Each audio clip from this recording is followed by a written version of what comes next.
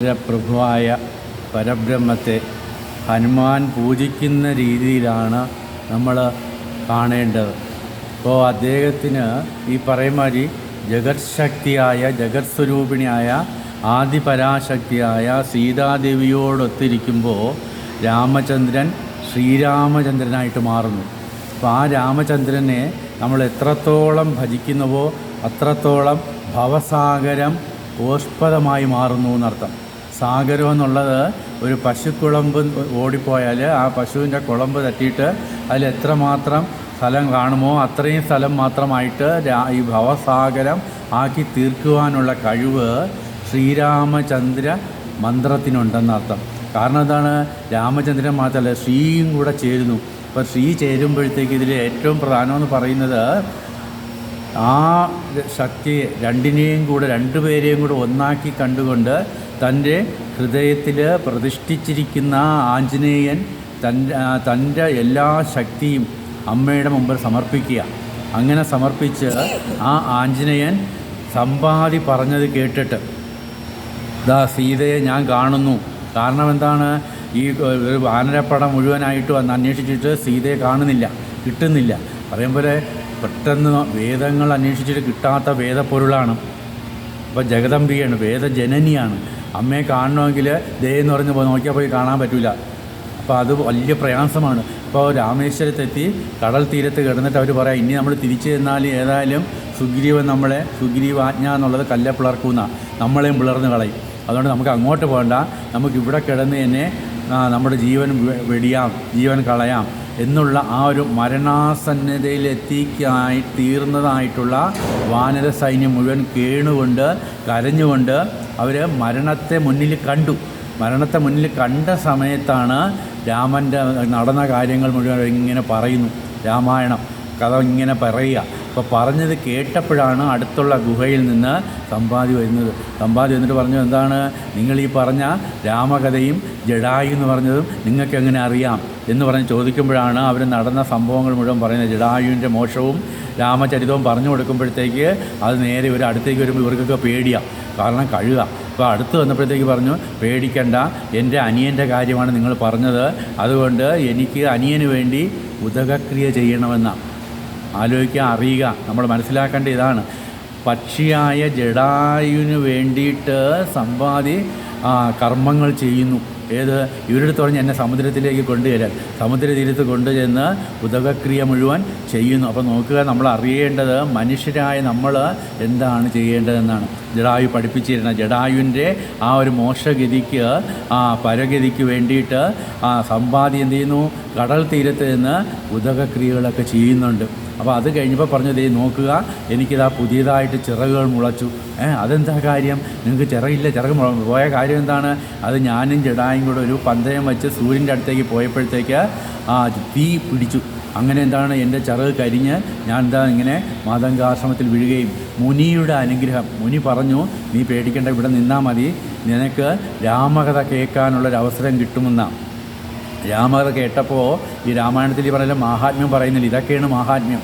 എന്താണ്, നഷ്ടപ്പെട്ടു പോയ കത്തിക്കരിഞ്ഞു പോയതായിട്ടുള്ള ചിറക് വീണ്ടും പുതിയതായിട്ട് മുളച്ചു വന്നു, അതിന് പറന്നു വീരാൻ സാധിക്കും. അതുമാത്രമല്ല, കണ്ണിൻ്റെ കാഴ്ചയും പോയതാണ്. സൂര്യൻ്റെ അടുത്തേക്ക് ചെന്നപ്പോഴത്തേക്ക് ആ ജ്വാലയിലേക്ക് ഇവർക്ക് അടുക്കാൻ പറ്റുന്നില്ല. അപ്പോൾ ആ കണ്ണിൻ്റെ കാഴ്ച നിനക്ക് അതുപോലെ കിട്ടുകയും ചെയ്യും എന്ന് പറഞ്ഞു. അങ്ങനെ അത് പറഞ്ഞിട്ട് ഗുഹയിലൂടെ ചെന്നിട്ട് പറഞ്ഞു, ഇത്ര 100 യോജനയ്ക്കപ്പുറമായിട്ട് ലങ്കാപുരിയുണ്ട്, അവിടെ അശോകവടികയിൽ സീതാദേവി ഇരിക്കുന്നതായിട്ട് ഞാനിപ്പോൾ കാണുന്നു എന്ന് പറയുന്നു.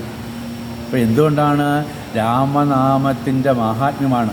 രാമായണ കഥ ഇവർ പറഞ്ഞത് കേട്ടപ്പോഴത്തേക്ക് ഈ നഷ്ടപ്പെട്ടു പോയ ചിറകുകൾ കിട്ടുകയും അതല്ല ദൂരെ ഇരിക്കുന്ന അമ്മയെ കാണാൻ സാധിച്ചു.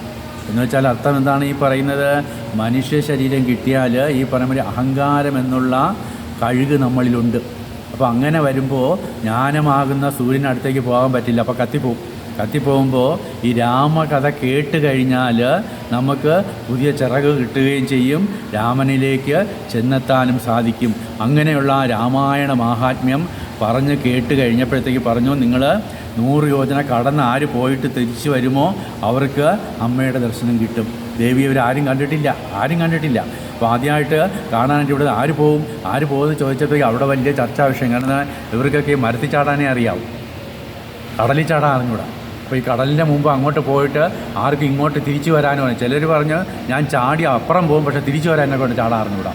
അപ്പോൾ അങ്ങനെയാണ്. അപ്പോൾ പറയുന്നത് നമുക്കിവിടെ ഈ പറയുന്നത് എന്താണ്, വെണ്ണയും വെച്ചുകൊണ്ട് നമ്മൾ നെയ്ക്ക് അന്വേഷിക്കുന്നത് എന്തിനാണ്? ജാമ്പവാൻ പറഞ്ഞു, ദേ നമ്മുടെ മാരുതപുത്രനായ ആഞ്ജനേയൻ നമ്മുടെ മുമ്പ് ഇരിക്കുമ്പോൾ നമ്മൾ എന്തിനു വേണ്ടി നമ്മളിങ്ങനെ കഷ്ടപ്പെടുന്നു? കാരണം എന്താണ്? രാമനാമ അങ്കിതമായ ആ ശരീരമാണ്, അത് ഇവർക്കൊക്കെ അറിയാവും. രാമനാമം നിറഞ്ഞു നിൽക്കുന്ന ആ ഒരു ആഞ്ജനേയമൂർത്തി ഒന്നും മിണ്ടാണ്ടിരിക്കുകയാണ്. അപ്പോൾ അദ്ദേഹത്തിൻ്റെ അടുത്ത് ചെന്നിട്ട് ജാമ്പവാൻ പുകഴ്ത്തി കൊടുക്കുന്നു. കാരണം അത് മുമ്പൊരു ശാപമാണ്, നിൻ്റെ ശക്തി നീ മറന്നുപോട്ടെ, ആരെങ്കിലും പറഞ്ഞാൽ നിനക്കത് തിരിച്ച് ലഭ്യമാകും, തിരിച്ച് കിട്ടുമെന്ന്. അങ്ങനെ ജാമ്പവാൻ പറഞ്ഞതനുസരിച്ച് ആഞ്ജനേയ മഹാപ്രഭു എഴുന്നേറ്റ് നിന്നിട്ട് ഹുങ്കാരത്തോടുകൂടി ആകാശമുട്ടകം വളർന്നു നിന്നിട്ട് രണ്ട് കൈകളും കൂപ്പിക്കൊണ്ട് ലങ്കയിലേക്ക് മാത്രം നോക്കിക്കൊണ്ട് തൻ്റെ കയ്യിലിരിക്കുന്ന അങ്കുലിയം രാമനാമ അങ്കുലിയമാണ്. നാക്കിലാണെങ്കിലോ രാമനാമം, ദൃഷ്ടിയാണെങ്കിലോ ജഗദംബിയായ സീത ഇരിക്കുന്ന ലങ്കാപുരിയിലേക്ക് നോക്കിയിട്ട് ചാടാനായിട്ട് കാലുയർത്തിയതും കാല് പൊങ്ങുന്നില്ല. ഇതെന്തേ കാര്യം? കാല് വലിച്ചു നോക്കി, കാല് പൊങ്ങുന്നില്ല. ഒരു കാല് പൊങ്ങണം, ഒരു കാല് പൊങ്ങണില്ല. രാം എന്ന് വിളിച്ചിട്ട് പിന്നെയും നോക്കിയിട്ട് ഒരു കാല് പൊങ്ങണില്ല. അതെന്താ? കുനിഞ്ഞ് നോക്കിയപ്പോഴാണ് ആ സമയത്ത് കാലിൽ ശനി കയറി പിടിച്ചിരിക്കുക. കാരണം ആ സമയം ആഞ്ജനേയന് ശനിദശയാണ്. അപ്പോൾ അത് ഇദ്ദേഹത്തിന് അറിയില്ല. കാരണം രാമനെ വിചാരിക്കുന്നുണ്ട് ഇതൊന്നും നോക്കിയിട്ടില്ല. അപ്പോൾ ശനി കാലിൽ പിടിച്ചിരിക്കുക. അപ്പോൾ എനിക്ക് വിട്, എന്നെ സാധ്യത്തിന് വേണ്ടി രാമകാര്യത്തിന് വേണ്ടി ഞാൻ ലങ്കയിലേക്ക് പോവുകയാണ്, എന്നെ വിടെന്ന് പറഞ്ഞു. ശനി വിടുമോ? ഇല്ല, ഞാൻ പിടിച്ചത് തന്നെയാണ്, ഞാൻ വിടുകയില്ല എന്ന് പറഞ്ഞു. അങ്ങനെ ശാഠ്യം പിടിച്ചപ്പോൾ പറഞ്ഞു, അല്ല വിടണമെന്നുണ്ടെങ്കിൽ ഒരു കാര്യം ചെയ്യുക, എന്താണ്, എന്നെ നീ തലയിലെടുക്കുമെന്ന് കേട്ടു. അയ്യോ, ഞാൻ ഇതിന് വേണ്ടി കാര്യസാധ്യത്തിന് വേണ്ടി ലങ്കയിൽ ഇപ്പം നിന്നെ തലയിൽ വെച്ചാൽ എനിക്ക് അങ്ങോട്ട് പോകാൻ പറ്റില്ല. അങ്ങനെയല്ലേ, തലയിലെടുക്കുമെന്നുണ്ടെങ്കിൽ ഞാൻ കൈ എടുക്കാമെന്ന് പറഞ്ഞു. അപ്പോൾ ശരി, തിരിച്ചു വന്നിട്ട് നിന്നെ ഞാൻ തലയിലെടുത്തോളാം എന്ന് പറഞ്ഞു. ആ വാക്ക് പറഞ്ഞുകൊണ്ട് ദൂതനായ ഹനുമാൻ്റെ വാക്കിൽ പൂർണ്ണമായ വിശ്വാസമുള്ളത് കൊണ്ട് ശനി കാലിൽ നിന്ന് കൈ മാറ്റിക്കഴിഞ്ഞപ്പോൾ ലങ്കയിൽ പോയി ചാടി പറവരി. അതൊക്കെ നമുക്കറിയാം. ലങ്കയെ ഒരു യജ്ഞകുണ്ഡമാക്കി മാറ്റി, യജ്ഞഹോമമാക്കി മാറ്റി. ലങ്ക മുഴുവൻ ആളി കത്തിച്ചു. പക്ഷേ അതിലും ഈ രാമനാമം മുഴങ്ങിക്കൊണ്ടിരുന്ന വിഭീഷണൻ്റെ കെട്ടിടത്തിന് അഗ്നി അടുത്തില്ല. അതുപോലെ തന്നെ സീതാദേവി ഇരുന്ന അശോകവടിയിലേക്കും തീ അടുത്തില്ല. അതുമാത്രമല്ല, ഹനുമാൻ്റെ വാലിൽ കൊളുത്തിയിട്ട് വാലിലും അഗ്നിയുടെ ഒരു ബാധ ഉണ്ടായില്ല. അപ്പോൾ ജഗദംബിക പറയുന്നു, സീതാദേവി പറയുന്നു, ഞാൻ രാമനാമം പ്രാർത്ഥിച്ചത് കൊണ്ടാണ് നിനക്ക് ചൂട് അനുഭവപ്പെടാത്തതെന്ന്. അപ്പോൾ ഏതായാലും അമ്മയുടെ അനുഗ്രഹവും അതുപോലെ വായുപുത്രൻ്റെ ആയതുകൊണ്ടും രാമനാമത്തിൻ്റെ മഹത്വവും കൊണ്ട് അവിടെ നിന്ന് തിരിച്ചു വന്നു എല്ലാവരും കൂടെ ചെന്ന് രാമനെ കാണുന്നു. അപ്പോഴാണ് ഹനുമാൻ്റെ ജന്മസാഫല്യം. കാരണം എന്താണ്? ആഞ്ജനേയനെ തൻ്റെ മാറോട് അണച്ചു പിടിക്കുന്നു ശ്രീരാമചന്ദ്രൻ. സീതാദേവിക്ക് മാത്രമേ ഈ ഒരു പുണ്യം കിട്ടിയിട്ടുള്ളൂ. അപ്പോൾ ഇങ്ങനെ ഒരു മഹാഭാഗ്യം കിട്ടിയ രാമദൂതനായ ഹനുമാൻ പറഞ്ഞു, നമുക്കിനി ചിറകെട്ടി പോകാം. ചിറകെട്ടാനായിട്ടൊക്കെ തുടങ്ങിയപ്പോഴാണ് ഒരു മിനിറ്റ് എന്ന് പറഞ്ഞു. എന്താണ്? ഞാനൊരു കാര്യം മറന്നുപോയി.